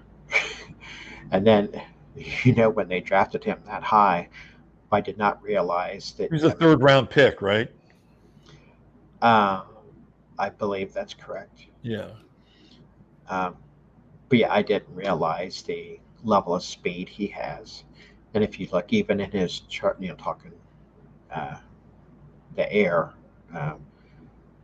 there's air grand trine, his Uranus exactly trine, his Sun Mercury conjunction. And then if you can play a little bit loose, all of that's trine to Saturn. So he's got an air grand trine in there. Right. Yeah. Interesting. Interesting chart. What do you think of that South Node conjunction with Chiron in Sagittarius? That's kind of an interesting conjunction. Yeah. So like since the season started, he's been we've run through a series of planets in Virgo that would be forming a trine to that South Node. Right, like yesterday, this past Sunday's game, Venus entered Virgo that evening. So Venus has been in there making trines to his Chiron and then his South Node. And also, like one of the really tricky aspects, it's kind of hard to pinpoint what it's going to do. It's like Neptune has been kind of loosely square to his Chiron. So in fact, he's kind of got a boomerang yod there a little bit. Doesn't Chiron, that Mars, Uranus, and then doesn't that Neptune Chiron square have something to do with like belief, right? It does. Like something that I've kind of run across that like a lot of the sports astrology people had like don't look at that much is like Chiron with the athletes.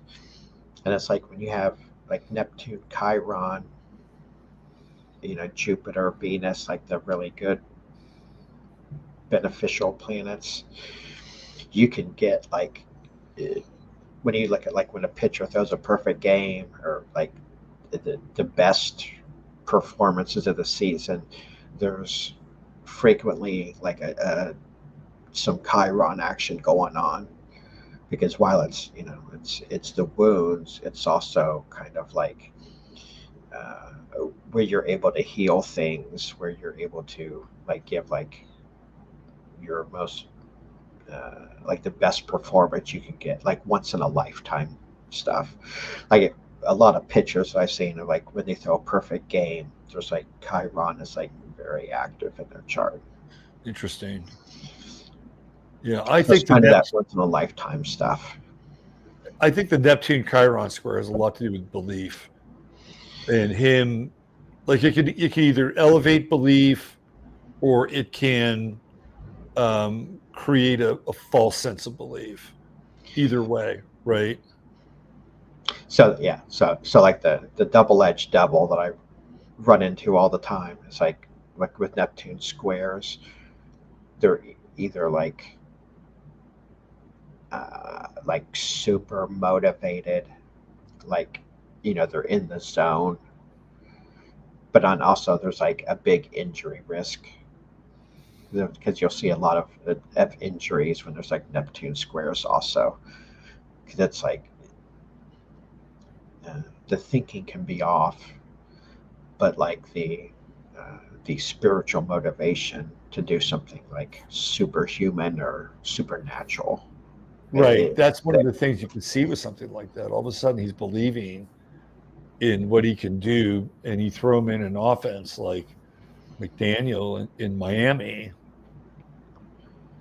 Sky's low. I think he's got to watch out for his knees, though. That's what I think. Yeah, those guys with that speed like that tend to sometimes get injuries from.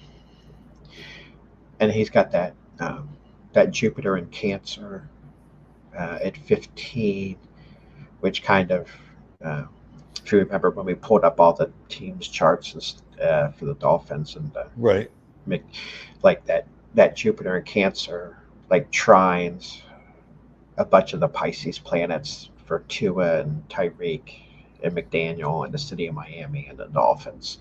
So it fits right in. So yeah.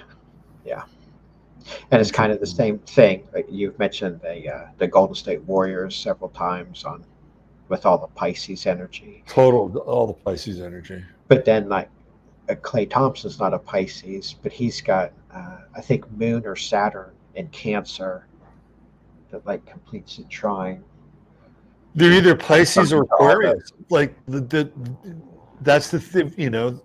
Starting 5 is like Pisces Aquarius with the Warriors. Yeah. And I always felt even like Andre Iguodala, who's an Aquarius, right, and played a pretty significant role in some of those teams. Oh yeah, absolutely. But then you get the odd, mutable person like Jordan Poole. And his son is directly squared Draymond Green's son in Gemini. And it's like, uh-oh, you may not want to draft any Geminis on that team, right? Yeah, I think my prediction is when the Wizards play the Warriors this year, that will probably be on national television. Well, it's going to be December 4th in San Francisco. Oh, is it? Right. There's another one later in DC, but that's going to be a marquee game. What do you think is going to happen? Do you think I actually really like Jordan Poole. I think he's a little mature, but I actually really like him. He has a personality.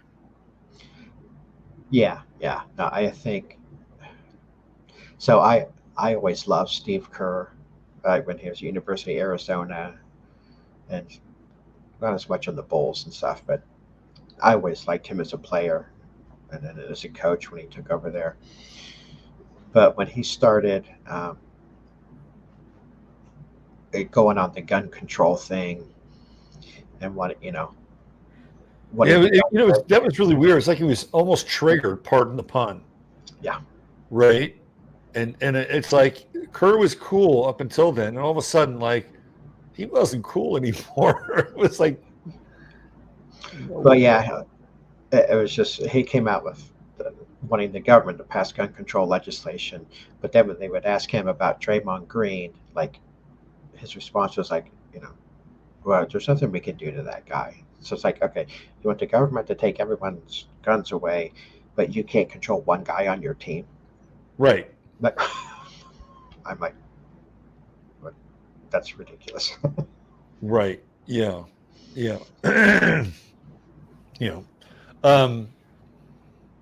Did you look at Bronny James's chart at all, like as it relates to this congenital heart thing? I have not. I looked at.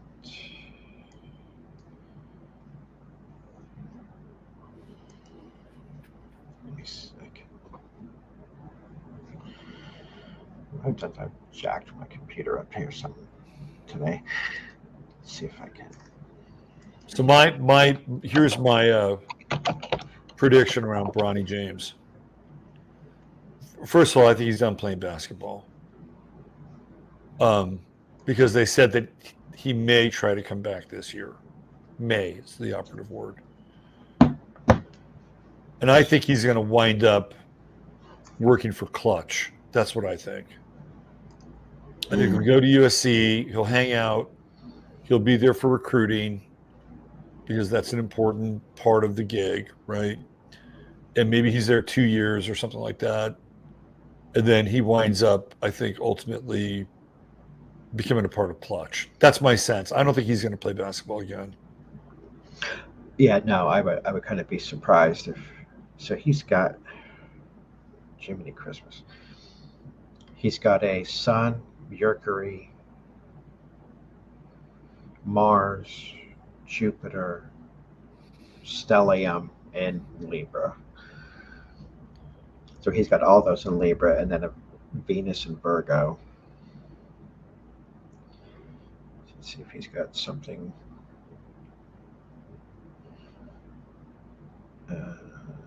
So Chiron would have been loosely opposite his Sun. Right. A little bit past the opposition, but Chiron would have been a little bit past the opposition to his Sun and his Mercury when that. Does he have anything in Leo in his chart? No. No. There's no Leo in there. So with something like that, right, having a birth time would be really important because you could track like transits through the 8th house, through the 5th house, through the 12th house, through the 6th house, which is the houses that I would look at for some kind of physical calamity, disruption with play. And this is why it's important for that birth time to be part of the mix, because we're only getting just a fragment of the story. We're getting a big part of the story, but it's still a fragment of the story.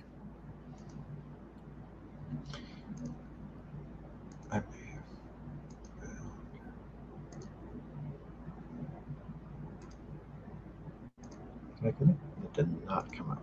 Okay, I thought I'd fix the screen share thing, but it's not happening. Yeah, so there's. I would be surprised to see him play again also, and then, yeah, it looks like the other Sun is going to be going to Ohio State. So I think you touched on that the other day. So that's well, it now falls to Bryce, right? Let me do something here. Actually worked a couple of LeBron James's high school games because I was doing I've worked for about 40 years, 35 doing like high school football. What were you doing? Were you doing announcing or stats or whatever? Stats. Always been a number person. I did stats for my high school basketball team my senior year. And then the coach, who was the all-time winningest coach in Ohio basketball history, retired when I was there and went and took an announcing job, and they needed a stat person. So I've done that since March of 1985, on and off at different freelance opportunities. Right. But they would have those big tournaments, like where they bring schools teams in from all over the country and Right. play best teams from Ohio. So, what do you have any takes on the Major League playoffs? You got any astrological insights there? Um, I, I'm feeling Rangers, Astros in the AL, and I'm feeling that the Diamondbacks the Dodgers are not that good. They're not the team they were the last few years. I mean, that pitching staff is just decimated with injuries. And then Clayton Kershaw gave up 6 runs in the first inning and a half the other day. Right. Yeah, he was terrible. He said it was one of the worst games he ever pitched. I think Arizona may take them out. But I know the Phillies beat the Braves the first game, but I'm not sold on. I don't even know what. I didn't even look at tonight's games. So we got Bruce Bochy, who's making a comeback with the Rangers, who had 3 World Series wins, and he was born April 16th, 1955. So that puts him right around 24 Aries. Is that right? Yeah, same birthday as Bill Belichick. Really? Yeah, I know because that's my sister's birthday. Do you know where Bochy was born? No, if I can find this. He was born in France. Oh, I did not. Here, let me see if I can whip up his chart here real fast. He's an interesting character. I believe he's of Basque origin.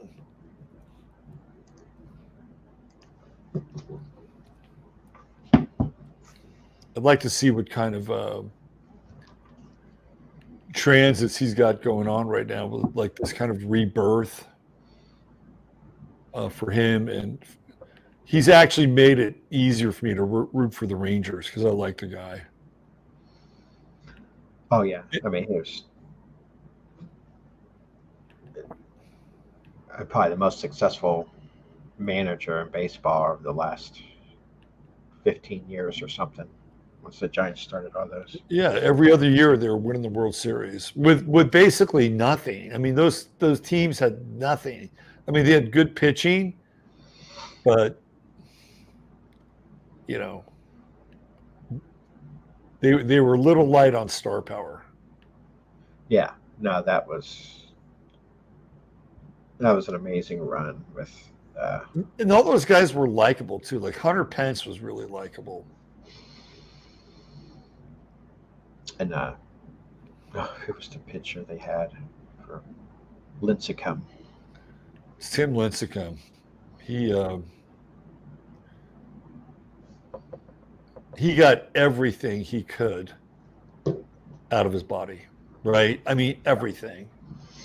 Like he had figured out a way to contort his delivery like a fucking spring and just let it loose, right? All right, we're gonna just do this. We're gonna go with this as Bochy's chart. He's born in a kind of a weird region of France. Let's throw some transits in here for all you seam heads out here. My family is actually from a weird region in France, at least half of it. Really? Which one is that? It's a little town called Metheny. Oh, it's like 150 miles southeast of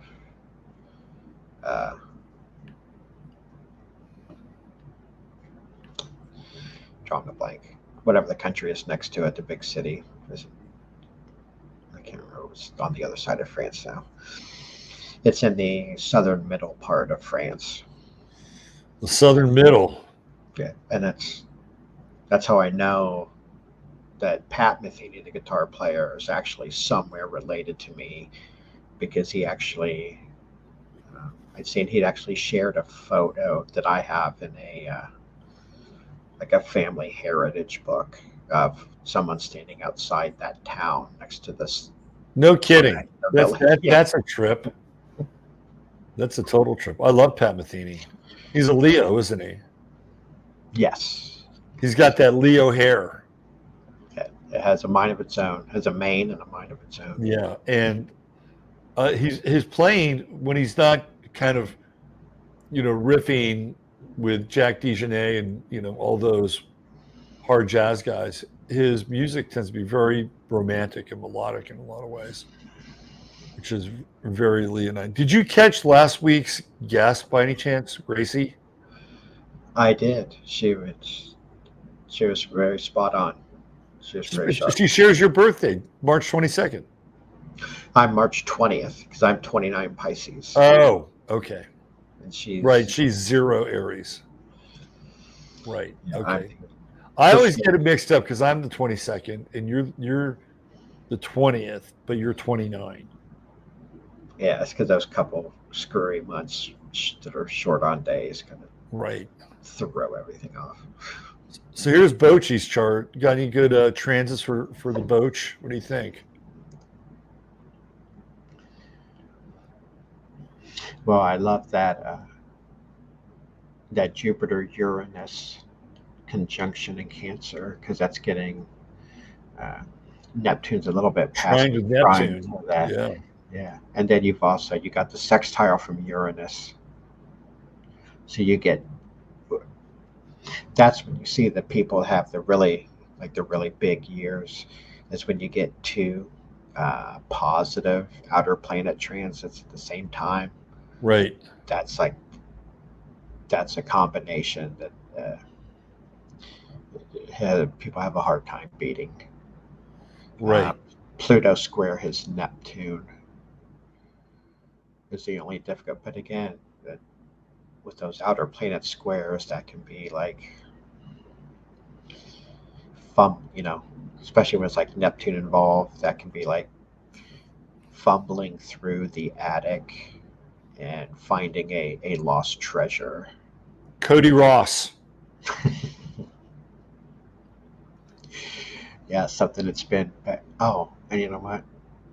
He's got transiting Chiron is right on this Mercury, since we were talking about that. Right. That's right. Yeah.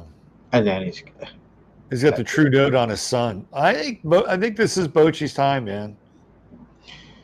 Uranus is also forming a sextile to his Venus. So he's got like a lot of strong outer planet help. So I think the Rangers are going to go to the World Series. I think the Rangers Braves is a very likely combo for the World Series. Yeah, that's what I don't think the Astros do not.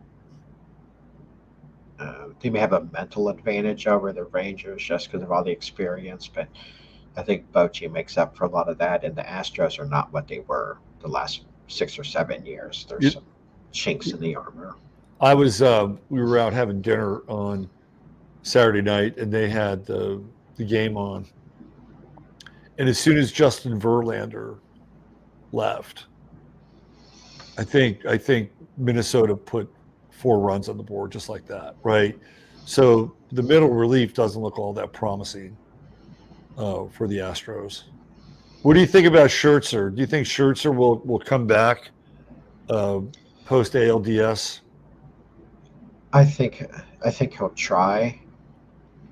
I think those guys that have that level of competitiveness, I think he'll at least attempt it.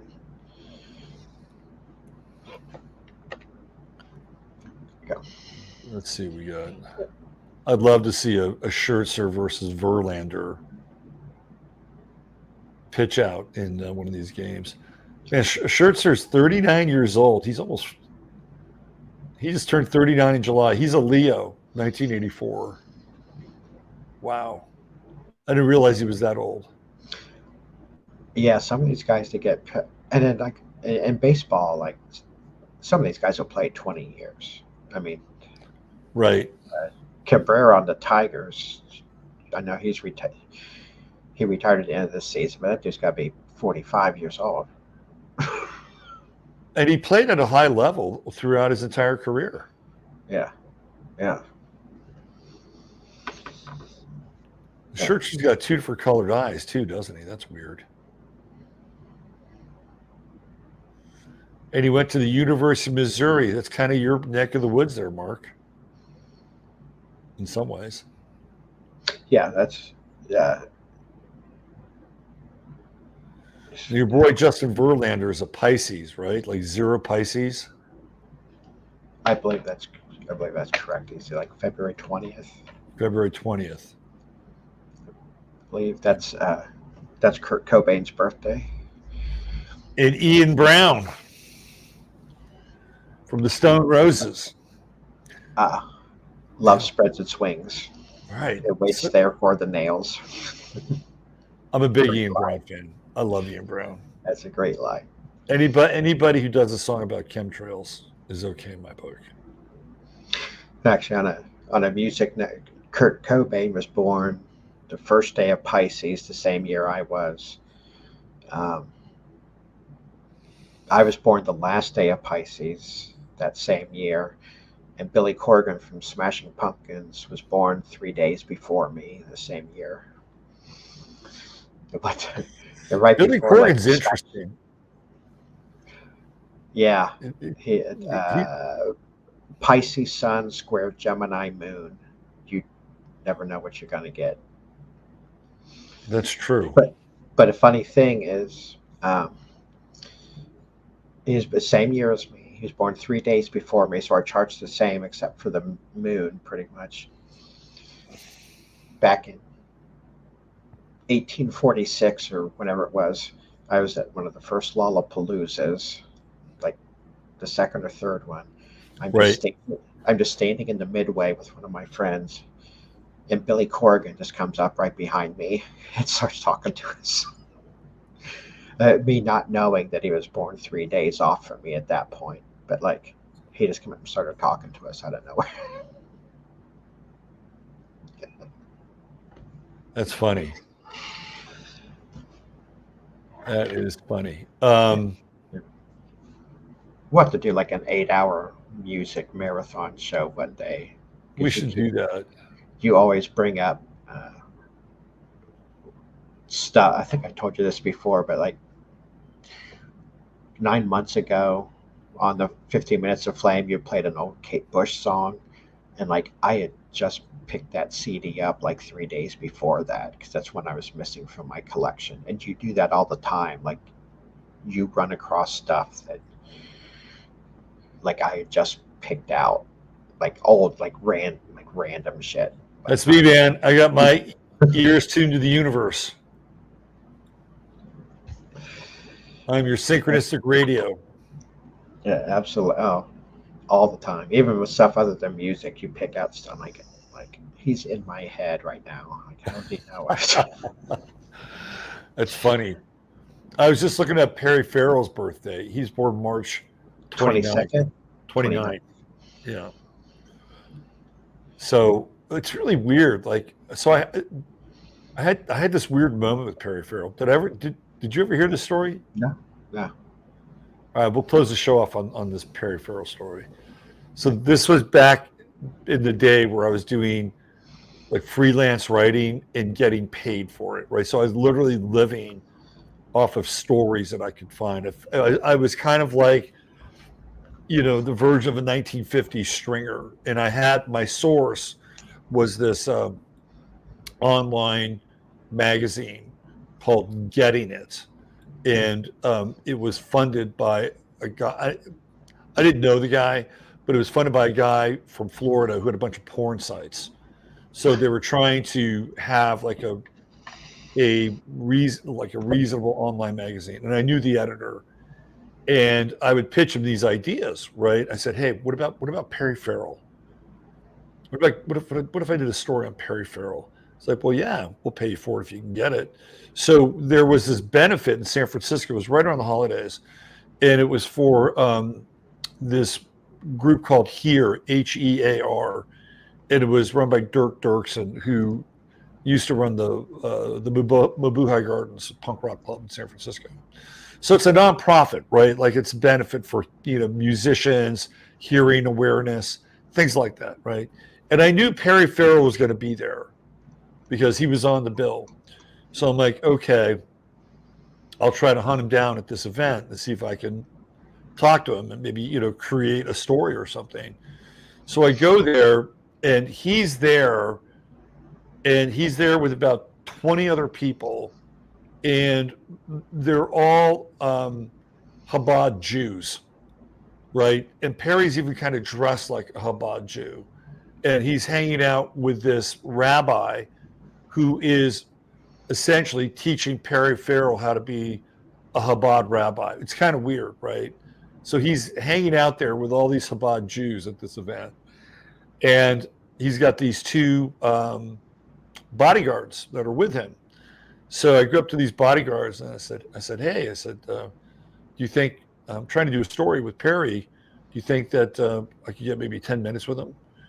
And they were just like, no, it was two big guys, right? So about halfway through the concert, I had a friend who was spinning ska 45s, like old ska 45s. So I'm hanging out with him, we're talking, and Perry Farrell was supposed to DJ up on this big main stage. He didn't like it, right? He didn't like sort of being like the center of attention, but he liked my friend's little DJ coffin with his little mixer. So I'm hanging out with my friend, and all of a sudden, the bodyguard comes up to my friend and says, hey, Perry Farrell wants to DJ on your equipment. Do you think that'd be okay? And my friend's like, yeah, sure, whatever. So the next thing I know, Perry Farrell is standing right next to me, right? And I'm talking to him, and he actually knew about like Jose Arguelles and the Mayan calendar. I'm talking a little bit about astrology. And then my friend says, hey, do you want to toke off this joint? He said, no, I can't. I said, I've got a drug test each week. Everything you think you knew about Perry Farrell, like being this crazy, druggy wild man, at that time was just not true, right? It wasn't true. So he was on a leash. He was on a drug test leash because he had a kid, and the woman that he was with was forcing him to get a drug test for this kid, right? So I stood next to Perry Farrell for his entire DJ set. And there was a guy who looked just like him, circa Jane's Addiction, around 1991, like the same version. And he was standing right across from him. And then I got to see how all these people looked at Perry Farrell, right? It's like I got to see the Perry Farrell experience kind of in some ways through his eyes. And he was a decent DJ, but the experience was weird. I got to tell you, man.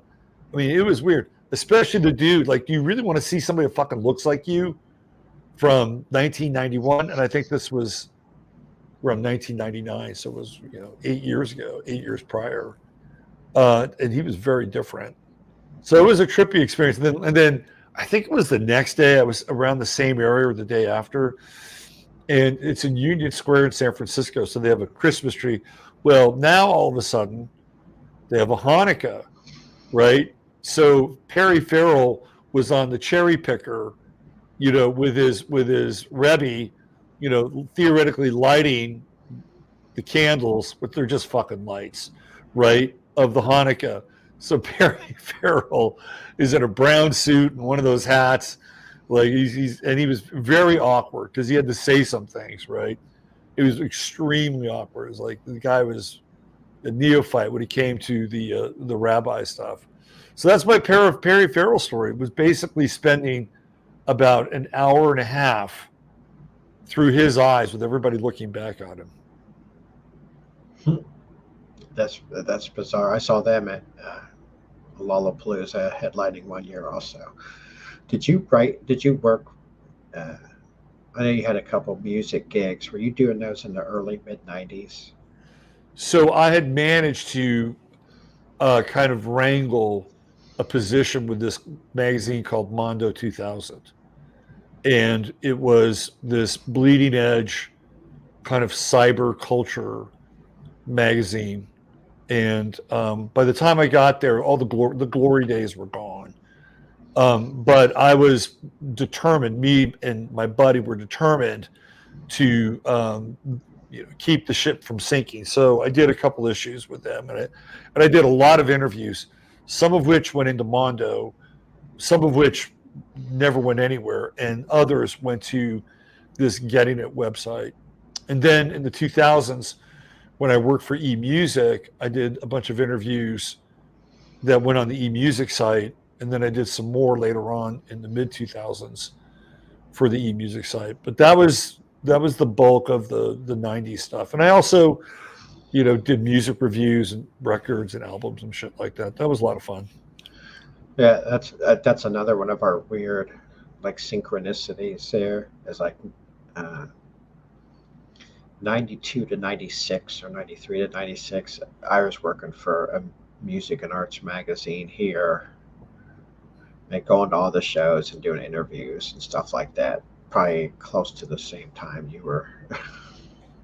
In 1992, I was working for this this distributor and label in San Francisco called Silent Records, and they were very into industrial music, right? Like really hardcore industrial shit.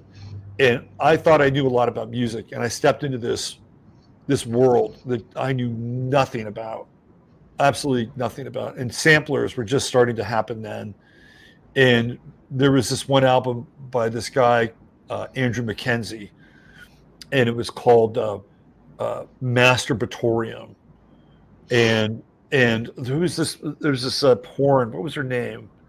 This porn actress who had really big boobs. And what he did is he would sample her, like they were so big that she would suck on her own nipples, right? Annie Sprinkle, that's who her name was. And he would put the mic between her boobs, and he would sample all that shit, right? And like I had to sell that music. Like I had to call these mom and pop stores, and that was just like one version. And then you had the whole satanic world, like people like Boyd Rice, and Death in June and Current 93, like really dark stuff. And then there was like the dark industrial stuff with beats like Zothamog. I mean, it was a very, very strange world of music and influences. So I did that for about a year, and I actually had a good time doing it. I figured out that the best way to make money in that business was, hey, there's this new thing. It's called techno. It's really fucking cool. And guess what? You're going to sell a lot of it, right? Because it's electronic music, and you're into electronic music. This is the owner of the company. So I had him like fork off a little bit with the techno world, and the sales started going up and to the right. Like you could only sell so many fucking vampire masturbation industrial records, right? Like there's a very limited market for stuff like that.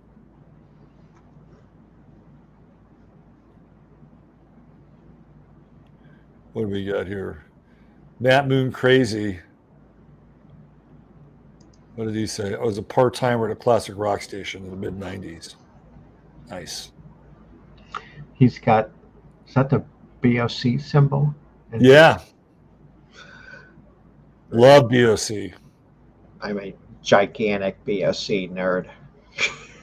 First concert for me, Blue Oyster Cult and the original Journey, not the Steve Perry fucking Journey, the original Journey. I actually had to make a BOC playlist of all the Sandy Pearlman songs only. Right. Sandy Pearlman, he's an interesting character. Like August 22nd, right? Is that his birthday? I think so. Yeah. I think so. Yeah, he's right at the end of Leo. Fascinating character. Oh, yeah. Did you ever get that Martin Popoff book on? I have it. What a trip. Yeah, amazing. Really amazing book. Yeah. Just all the Cthulhu, Lovecraftian stuff in there too. It's Totally great. And great book. Martin signed it. So we're a couple of old music nerds, Mark. Old music nerds. Absolutely. Well, we should do a music show one night. That'd be fun. Yeah. No, Maybe we'll do that. We'll do that on one of the Sunday night shows. We'll talk. I love talking astrology music. You know, when I was at eMusic, I did this thing. This is a long time ago. This is like 2001. And I was in charge of a number of genres. And one of them was New Age music, right? So I would do these features on music that sounded like the sign, right? So I would go through, and it all had to be kind of like in sort of New Agey, right? So it was the set, right? The set for it, the presets for it were kind of limited, but it was fun. And I wish to this day I could go back. And I've gone to the Wayback Machine, and I can't find any of that stuff. But I was convinced that I was onto something, right? Like with music and astrology and crafting sounds for the signs. I loved it. It was a lot of fun. I have a giant database in my software of almost like not every musician I like, but pretty damn close. So if I'm looking for something on a certain day, I will I could search through my database for, moon and whatever, Venus and whatever. And yeah, it's funny, like even with my own chart, right? Like I've got 3 planets in Libra, Moon, Mercury, and Venus, and they're all conjunct. Like I like songs with melody, right? I like hooks. I like stuff that sounds really good to my ear. It doesn't mean I don't like dissonance, but if dissonance like has a groove, I like it, right? Or dissonance, like you get into, I don't know, like some of David Sylvian's music, which would be a little dissonant at times, but it's beautiful, right? Like I don't mind that. Or I don't know, you can find, like, I think people can find their musical taste inside their chart in a lot of ways. no, absolutely. That I like because my dissonant band is probably the Swans. I'm a ridiculous Swans nerd, especially the stuff like the last 15 years. Right. Right. Yeah, we'll have to do a music show one of these nights. That'll be fun over on the other channel. All right, Mark, we're gonna figure out this fucking screen share thing, so you can pull up all your charts like you did last time. I actually went on while we were talking. I was looking at a tutorial, and I couldn't find it. But next time we have you back on, we'll make sure that we get those. Okay, sounds great. Up and running for you. Thank you for coming on here and being here. It's always great to have you, and we'll see you next time. Okay. All right. Thanks for having me on. Good to see you. Well, why don't we get out of here with the Sirius sports theme? Come on, where are we going? Oh, there we go. For some reason, it doesn't want to do the Sirius sports theme. Here, let's do that. I'm going to do this. Do that. Oh, we kicked Mark. Oh no. He had 2. He had 2 windows. I'll send him an apology. Hey, thanks for being here, and we'll see you next week. This is Robert Phoenix, Sirius Sports. Thanks to Dawg. Thanks to Mark Metheny. Thank you. Hit the like, hit subscribe if you haven't done it, and we'll be back tomorrow over on Rumble. 50 minutes of flame, and then of course we'll do Astro Weather over on the 11th house side. All right, take good care, and bye for now.